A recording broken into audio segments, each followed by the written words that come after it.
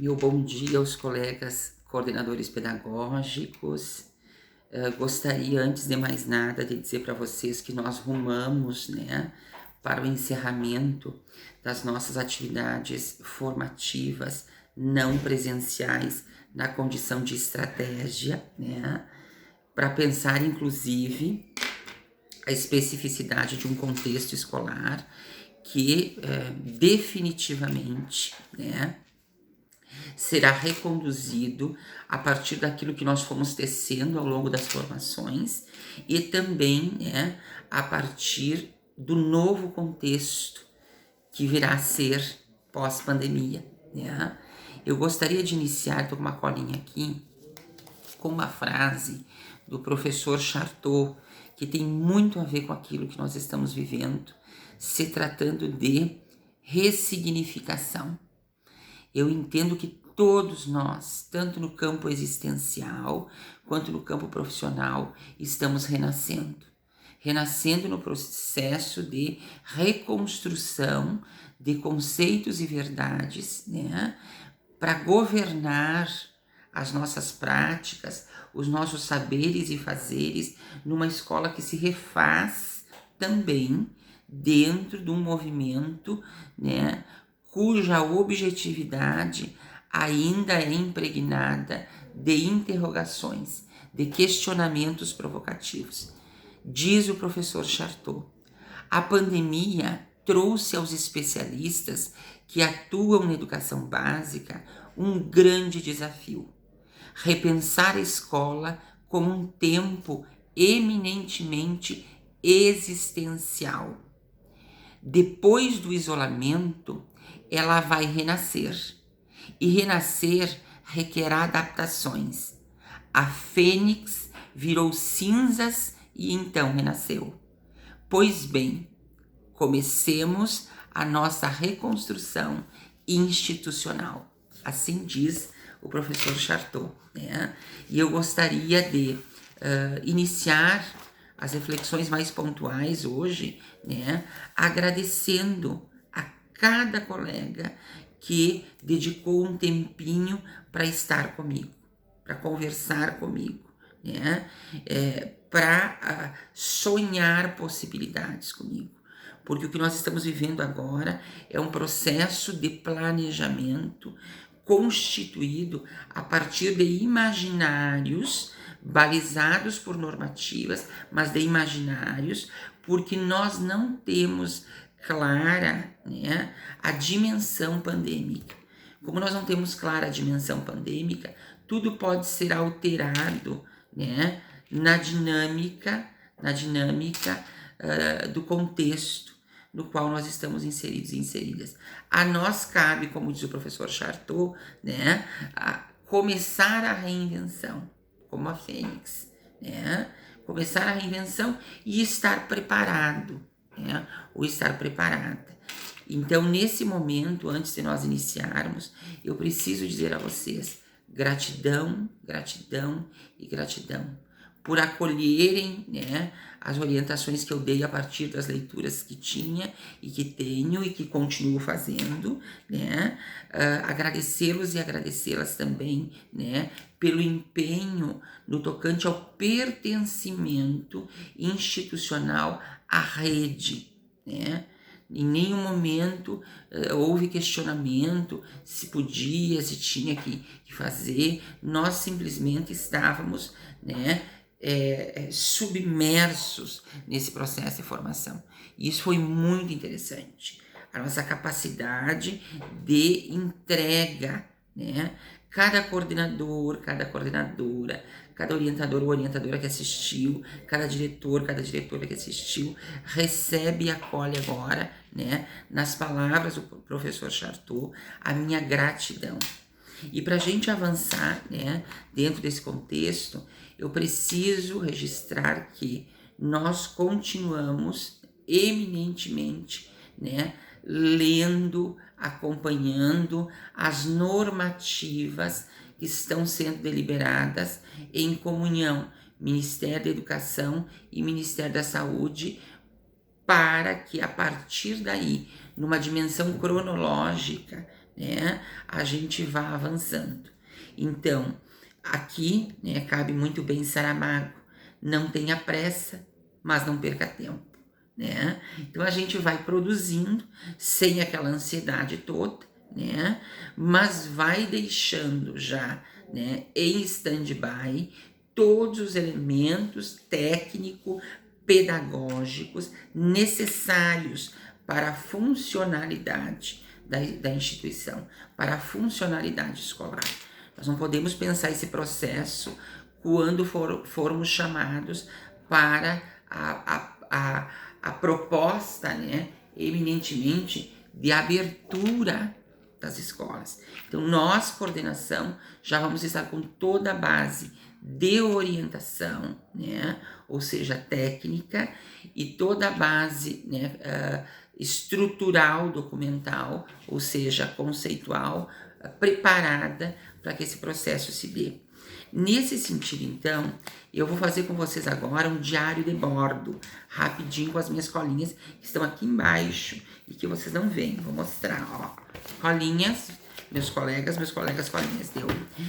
Gente, nós temos então 3 demandas, né, para constituir e a partir dessas demandas, definitivamente aguardar outros movimentos, né, dentro daquilo que é legal, dentro daquilo que é normativo e dentro daquilo que é ético, né? Que são as deliberações que vêm em efeito cascata, sempre num tempo. As pessoas questionam, mas por que isso agora, né? Tá, mas fomos chamados para estudar agora, né? Ah, porque a deliberação assim exigiu, né? Enquanto não é deliberado pelos órgãos, né, superiores, a gente aguarda para não cometer nada que fuja da idoneidade pedagógica, da idoneidade da métrica da escola pública que garante educação de qualidade, tá? A nós, coordenadores, cabe, ao final desse processo, 3 demandas. A primeira, né, que eu coloquei aqui, era e continua sendo, né, a compilação, tá, das planilhas de nivelamento que os colegas estão mandando. Então, nós vamos fazer, né, como coordenador e como orientador, um grande mapa, né, dá para fazer em papel pardo primeiro, ir para o chão, eu gosto muito disso, né, faz o papel pardo, vai para o chão, se levanta depois eu não sei, mas a gente vai para o chão, risca, anota, para depois fazer disso um documento menor para discutir com os colegas, em âmbito institucional primeiro, e depois em âmbito de particularidade, né, até para a gente poder cruzar o que vem, né, de um primeiro ano para um segundo, para cruzar do que vem do nível A para o nível B, enfim, né? Porque cada um está fazendo isolada. Quem vai tecer a colcha somos nós, né? Então, nós vamos receber individualmente, vamos arquivar esse nivelamento, recebido, mas nós vamos juntar todos depois, né? E cruzar esses nivelamentos, porque elas fizeram a partir daquilo que tinham consumado da sua turma. Agora nós vamos colocar tudo em xeque, selecionar e fazer aquilo que a gente chama de depuração. O que é depurar? É ver se não tem conteúdo atitudinal cruzado, se não tem coisa repetida, se não tem, de repente, um conteúdo de aprendizagem de uma turma anterior que também pode ser repensado, né, na turma posterior. A maturidade, né, da nossa profissão e o nosso conhecimento pedagógico pode sim nos dar as credenciais para a gente, né, de fato e de direito, ajustar isso, porque nós estamos aí com o olhar totalitário e depois nós vamos apresentar isso para os colegas já alterado, né, já modificado. Então esse é o primeiro movimento. Segundo movimento, né, irá da mantenedora o plano estratégico educacional pós-pandemia, né? Qual é a ideia? Que vocês, coordenadores, ao receberem o plano, vão receber o roteiro de construção do plano da escola. De imediato, vocês vão começar a trabalhar no plano da escola, que é muito mais conceitual. Vocês vão escrever ali as políticas e estratégias da escola, olhando para o plano da mantenedora. E pode sim, né, daqui a pouco copiar alguma coisa, daqui a pouco se basear, porque ele está indo para se balizar. Seria estranho se a gente, nesse momento, não copiasse ou não tomasse por base. Ele é base, né? Então, vocês vão ter o da mantenedora, terminam o de vocês, não precisam enviar. Acoplem, que a gente depois vai verificar todo o processo, tá? Dirimir uma dúvida, isso a gente pode ajudar. Mas a ideia é não precisa mandar para cá. A gente vai olhar isto quando a funcionalidade se der. O que não pode é a gente não fazer o planejamento estratégico da escola porque ouviu falar que parece que não volta agora. Não, tem que estar lá. Porque se nós recebermos uma auditoria externa para abrir, por exemplo, as escolas, e eles chegarem na escola e solicitarem, né, o planejamento pós-pandemia, tem que estar lá o da mantenedora, tem que estar lá o da escola, tem que estar em anexo o mapa de nivelamento oficial. Vocês vão arquivar em passivo os nivelamentos que vieram, mas o oficial depurado fica em anexo. Junto com o quê? Com os planos de trabalho dos professores, tá? De cada turma ou de cada área de conhecimento. Tá? Então aí nós temos um arcabouço para mostrar que a escola, né, renasceu, né? Renasceu no âmbito documental. Nós estamos prontos para que o processo aconteça, porque a gente pode sim receber auditorias, inclusive do Conselho Municipal de Educação, para verificar se a base documental já está adequada, né, para receber os alunos, ou seja, se esses documentos, projeto estratégico educacional pós-pandemia mantenedora, projeto, plano, no nosso caso, plano estratégico educacional pós-pandemia escola, né, anexo mapa de nivelamento atitudinal, né, e anexo os planos de trabalho dos professores dentro daquela proposta, né, que eles pensem o plano dentro da metodologia do semáforo, que aí não tem erro, né? Por que eu estou reforçando isso como diário de bordo, né? Porque a ideia é que nós não nos perdamos nisso. A gente pode fazer, inclusive, um checklist, né? Isso foi.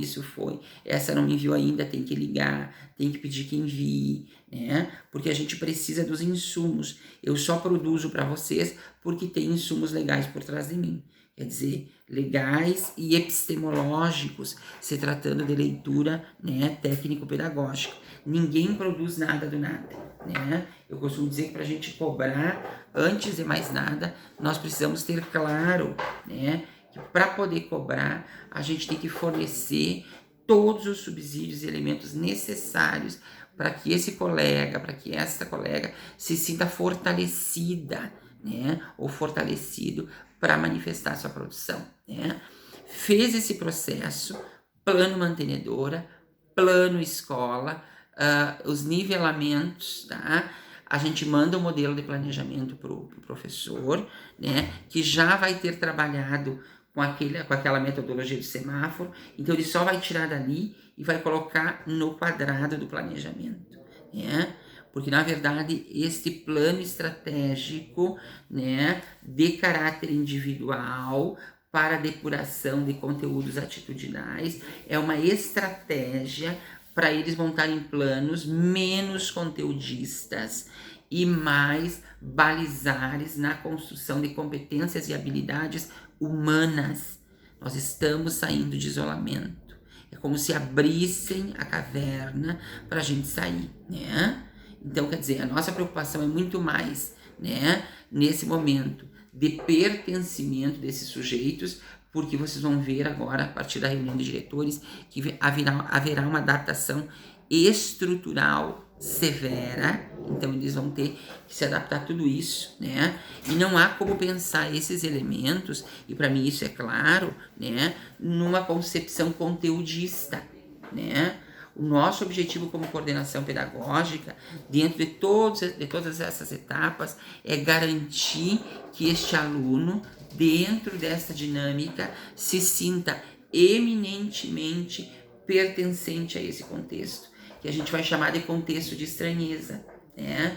Eu estava vendo e ouvindo uma socióloga, né, que trabalha com formação de professores. Ela diz o seguinte, né, a escola, durante este ano letivo, voltando às atividades, claro, ela será vista por professores, colaboradores da escola, pelos alunos, pelos pais, como um contexto estranho, né?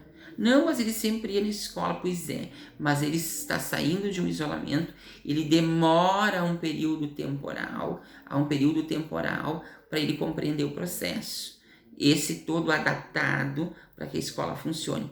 Quando ele compreender esse processo, o ano letivo se encerrou. Né? Então nós vamos ter que trabalhar com todos os elementos ainda de estranheza, né? Aquele aluno que era tão quietinho, talvez não seja mais, né? Aquele aluno que era muito agitado, talvez fique mais agitado ainda, né? Os pais que têm aquela preocupação exacerbada, né, vão, com perdão da palavra, nos apertar mais, saber onde é que está o álcool, como é que vai funcionar, né? Então vejam que nós temos uma trama enorme para garantir a funcionalidade. Aí vocês imaginem esses alunos entrando na estranheza, ou seja, essa atmosfera que agora é estranha, né? E a gente lá cravejado, né, de 20, 30, 40 contas soltas para eles operarem. Né? Quer dizer, muito mais que isto está a condição identitária desse aluno, a condição identitária desse professor, a condição identitária desse funcionário, a condição, quer dizer, pertencimento. Eles têm que entender que nós estamos voltando para um processo, né, escolar adaptado, ainda em função da pandemia. E aí entra, né, o caráter psicopedagógico do processo. Ele não deixou de ficar isolado. Nós só mudamos o espaço de isolamento, né? Ah, mas eles estão distanciados, não estão isolados. Entendo? Dê o nome que quiser, estão afastados. Mas lembremos-nos, a escola não foi feita para isso. A escola não nasce com esse objetivo, né? Paulo Freire, Maria Augusta Rossini, Edgar Morin, né? Novoa, Tardif, né? Todos eles vão dizer que a escola tem uma vocação essencial, que é conectar as relações e pensar a aprendizagem a partir daí. Então, eles ainda vão continuar em afastamento, né? Agora, esse afastamento pode ser humanizado ou não, vai depender da nossa capacidade de adequar esse processo, mobilizar esse processo.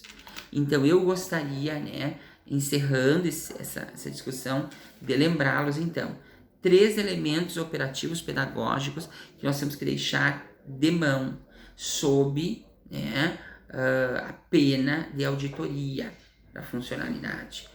Plano estratégico educacional pós-pandemia, né, da escola, que vai estar acoplado ao plano estratégico da mantenedora, o nivelamento já tabulado, os que os professores mandaram põem em arquivo passivo, vocês vão fazer os oficiais, padrão, bonitinho, cruzando e ajeitando, né, porque às vezes assim, a linguagem não está adequada, né, não é técnico-pedagógica, às vezes os conteúdos batem, e aí a gente pode dar uma olhada e dizer, não, esse aqui poderia vir para cá, então o nosso papel é mexer nele mesmo, não é consagrar o que está pronto. É mexer, é olhar qual é a melhor dinâmica para que esse processo se dê, né? E por fim, né, o plano de trabalho dos professores, que também temos um modelo padrão em função de uma resolução, que eles vão fazer o quê? Eles vão retirar da estratégia do semáforo e vão acoplar naquele plano que está indo. Assim nós temos todo o circuito, né, operativo pedagógico da escola constituído, tá? Eu gostaria então, né, de me despedir de vocês, dizer que eu continuo à disposição, né?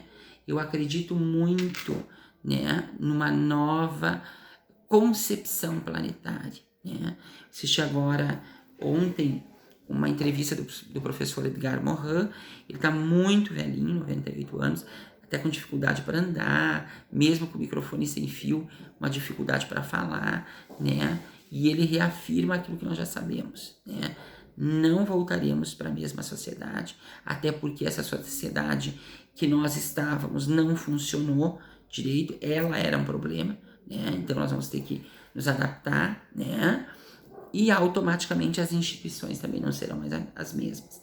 E quando ele fala instituições, a escola como invenção humana está dentro dela, né? Então, para a gente é uma experiência única, né, de reinvenção. E para fechar, eu vou retomar, né, a frase do Chartot. A pandemia trouxe aos especialistas que atuam em educação básica um grande desafio: repensar a escola depois do isolamento social, pois ela vai precisar renascer, e renascer requer adaptações. A fênix virou cinzas e então renasceu. Pois bem, comecemos a nossa reconstrução institucional. Um beijo grande no coração, fiquem bem, né?